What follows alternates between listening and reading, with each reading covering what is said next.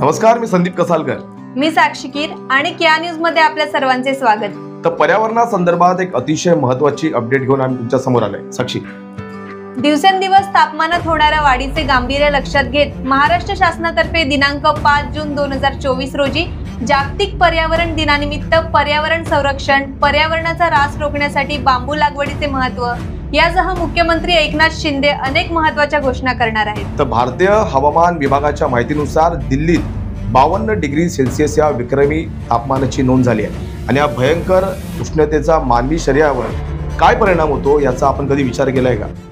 मानवाला शरीराचे अंतर्गत तापमान नियंत्रणात ठेवण्यासाठी उष्णता बाहेर टाकणे आवश्यक असते आणि वातावरण उष्ण असेल तर यात अडचणी येतात. त्यामुळे हृदय, किडनी यांसारख्या अतिशय महत्त्वाच्या अवयवांवर ताण येतो.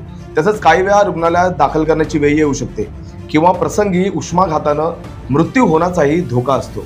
याच तापमानी वाढी संदर्भात युनायटेड नेशन्सचे जनरल सेक्रेटरी अँटोनियो गुटेरस यांनी दिलेल्या माहितीनुसार पृथ्वीने तापमान वाढीच्या टप्प्यातून आता जागतिक होरपळीच्या युगात पदार्पण केले आहे.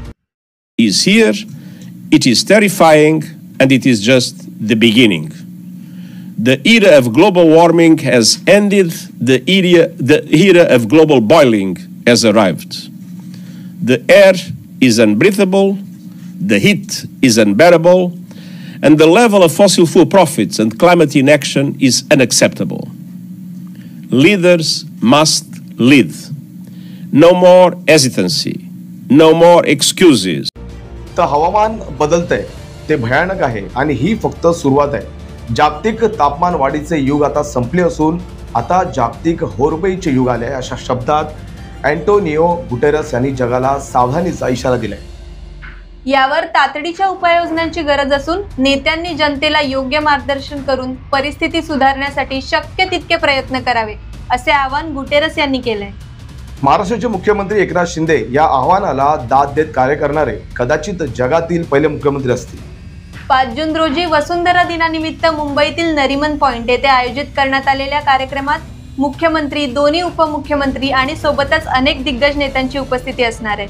या कार्यक्रमात जगाला भेडसावणाऱ्या पर्यावरणाच्या समस्येवर मात करण्यासाठी आपण कसे प्रयत्न करू शकतो, तसेच 1,00,000 हेक्टरवर बांबू लागवडीचे ध्येय कसे साध्य करू शकतो याची माहिती नागरिकांना मिळणार आहे. सोबतच हरित महाराष्ट्र या उपक्रमाची मुख्यमंत्र्यांकडून घोषणा होण्याची शक्यता या ठिकाणी वर्तवली जाते. तर वसुंधरेच्या रक्षणासाठी, मानव जातीचे अस्तित्व पृथ्वीवर टिकून ठेवण्यासाठी, येणाऱ्या काळात निसर्ग संवर्धनासाठी पाऊल उचलणं आता आपल्यासाठी बंधनकारक आहे.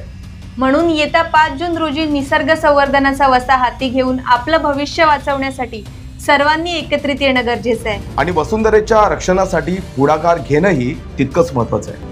तर चला, आपण सर्वांनी मिळून महाराष्ट्र सरकारच्या या उपक्रमास हातभार लावून हे अभियान यशस्वी करण्यासाठी मदत करू. कारण पृथ्वी वाचली तर आपण वाचू. तर अशाच प्रकारच्या महत्त्वाच्या अपडेटसाठी आमच्या क्या न्यूज या डिजिटल वाहिनीला आजच सबस्क्राईब करा. आणि महाराष्ट्रातील सर्व बातम्यांचे अपडेट्स थेट मोबाईलवर मिळवण्यासाठी आमच्या क्या न्यूज ॲपला आजच डाउनलोड करा. तर तुर्तास मी साक्षी कीर, संदीप कसालकर इथेच थांबतो. पाहत राहा क्या न्यूज.